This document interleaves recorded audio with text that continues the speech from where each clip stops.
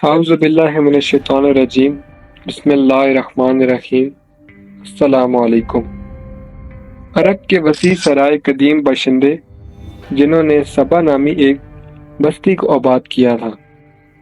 قوم سبا جنہیں اللہ نے بے شمار نعمتوں سے نوازا تھا، لیکن انہوں نے ایسا کون سا جرم کیا تھا کہ صرف ایک ادنا سے چوہے نے ایک عظیم بستی کو تباہ و برباد کر کے رکھ دیا۔ قوم سبا کون تھے اور ان کا انجام کیا ہوا؟ قرآن مجید میں اللہ تعالیٰ نے ہمارے لیے بہت سے واقعات کو بیان کیا ہے۔ جہاں کہیں کسی قوم کے کسی برائی کا ذکر ہے تو کہیں کسی قوم کی سرکشی کا تذکرہ ملتا ہے۔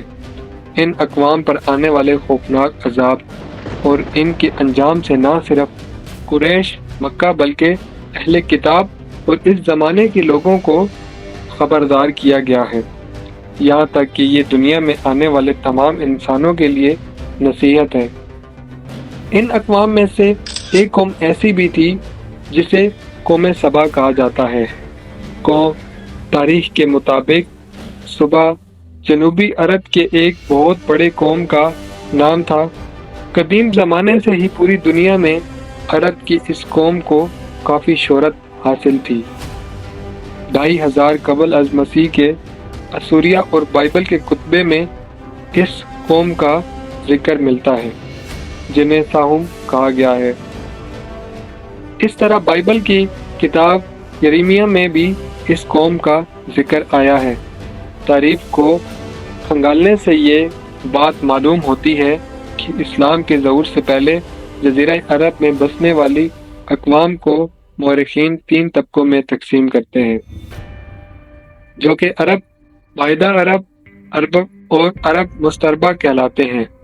بہرحال قوم سبا کا تعلق عربوں کے کسی دوسرے طبقے یعنی عرب اربا سے تھا۔ قوم سبا کو سبا اس لیے کہتے ہیں کیونکہ اس علاقے کو شب نامی ایک شخص نے آباد کیا تھا۔ لہذا ابن عباس فرماتے ہیں کہ رسول اللہ صلی اللہ علیہ وآلہ وسلم سے سوال کیا گیا کہ سبا کوئی مرد تھا یا عورت، تو آپ صلی اللہ علیہ وآلہ وسلم نے فرمایا کہ سبا ایک مرد تھا جس کے 10 بیٹے تھے۔ ان میں سے یہ 6 یمن چلے گئے، جو کہ بعض روایات میں بھی ہمیں دیکھنے کو ملتا ہے، اور 4 شام چلے گئے تھے۔ صبح شام بھی نوح کے بیٹے پہچان کی اولاد سے تھے۔ یہی وجہ ہے کہ ان لوگوں کی پہچان عرب بھی کہا جاتا ہے۔ سبا کا اصل نام عبد الشمس تھا۔ پہلے تاریخ میں یہ بھی لکھا ہے کہ عبد الشمس نے اپنے زمانے میں آخری نبی کی بشارت سنائی تھی، اور وہ ایک نیک انسان تھا۔ سبا جنوبی عرب کے تمام قبائل کا جد امجد تھا۔ اس نے یمن کا مشہور شہر معارف کو آباد کیا تھا۔ ابن کثیر نے بھی یہ لکھا ہے کہ سبا بعد میں یمن کے بادشاہوں کا لقب ہو گیا تھا، اور ملکہ سبا یعنی بلقیس کا تعلق بھی اس سلطنت سے تھا۔ قوم سبا کی سلطنتی ایک زمانے میں اتنی طاقتور ہو گئی تھی کہ مصر، شام، ایران اور ہند تک کے علاقے تک پھیل گئے تھے، جہاں کے کھنڈرات میں ان کے نشانات ابھی بھی موجود ہیں۔ قوم سبا کا عروج اور زمانہ 1100 قبل از مسیح ہے، جب داؤد اور حضرت سلیمان علیہ السلام کی حکومت آئی تو یہ قوم ایک مالدار قوم کی حیثیت سے پہچانی جاتی تھی۔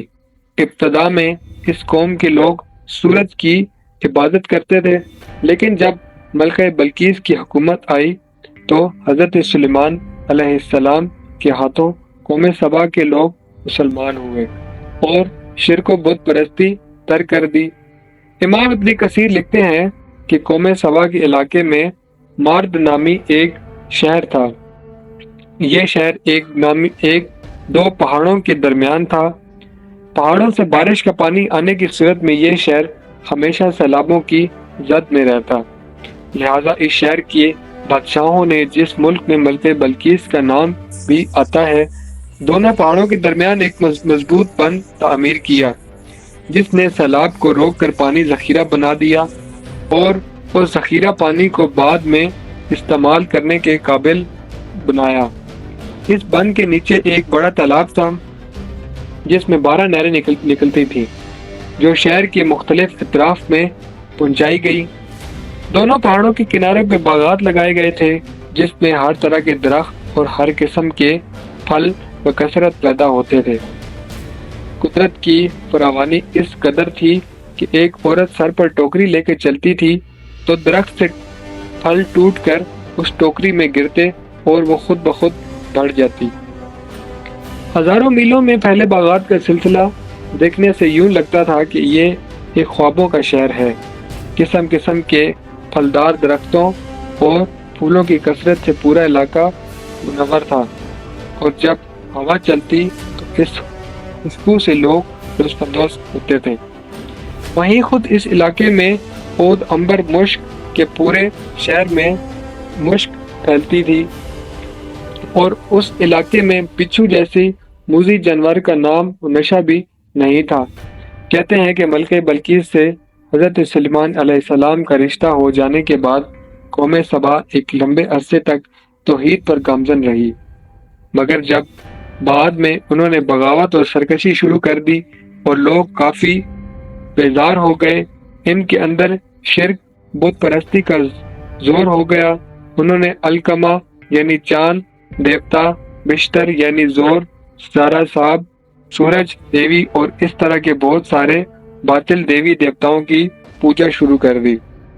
نہ صرف شرک بت پرستی بلکہ قوم سبا کے لوگ نہایت ہی عیش پسند اور اللہ کے ناشکرے بن گئے اور مال و دولت کے نشے میں چور ہو گئے اور خدا کی یاد سے بالکل بے غافل ہو گئے۔ حالت یہ تھی کہ یہ لوگ خالص گندم کی بنی روٹیوں سے بچوں کے بدن کی گندگی صاف کیا کرتے تھے۔ بعد میں ان گندی روٹیوں کو اکٹھا کرنے سے ایک بڑا پہاڑ بن گیا۔ جب کسی صالح شخص نے انہیں یہ عمل کرنے سے ڈرایا اور اللہ کا خوف دلایا تو وہ کہتے ہیں کہ ہمیں بھوک اور اناج کی کوئی کمی نہیں ہے، ہمیں اس چیز کا بالکل ڈر نہیں ہے کہ ہمیں کبھی قید سالی پڑے گی یا ہم پہ کبھی بھوک آئے گی۔ قوم سبا کی سرکشی جب عروج پر پہنچی تو خدا نے ان پر گرفت کرنے کا فیصلہ کیا، کیونکہ اس وقت نہ ان کو خدا کی یاد رہی اور نہ کسی پیغمبر کی تبلیغ یاد رہی۔ خدا نے ان پر چھچندروں اور چوہوں کو مسلط کر دیا، اور ان چھچندروں اور چوہوں نے ان کے عظیم ڈیم کا رخ کیا اور بند کو نیچے سے کھودنا شروع کر دیا اور اس میں سوراخ کرتے چلے گئے۔ چوہوں نے بند کے نیچے جگہ جگہ چھوٹے بڑے سوراخ کر دیے، لہٰذا جب پانی کا ریلا آیا تو انہیں چوہوں کے ذریعے بنائے گئے سوراخوں سے پانی کو نکلنے کا موقع مل گیا، جس سے بند ٹوٹ گیا اور پوری بستی میں پانی پھیل گیا۔ قوم سبا کے تمام باغات اور کھیت جن کو ان پر بڑا ناز تھا وہ سب غرق ہو گئے، اور ساتھ ہی ساتھ ان کا مال و اسباب اور مویشی اس میں بہتے چلے گئے۔ ان کے سجائے محلات اور مکانات ویران ہو گئے۔ سبا کے لوگ پانی میں غرق ہو کر ہلاک ہوتے گئے۔ ان کی اپنی ہی اعمال کا بدلہ تھا جو انہوں نے کیے تھے۔ اس طرح اللہ کے غضب نے اس قوم کو انتہائی عروج سے گرا کر اس گڈھے میں پھینک دیا جہاں سے پھر کوئی مغلوب قوم کھڑی نہیں ہو سکتی۔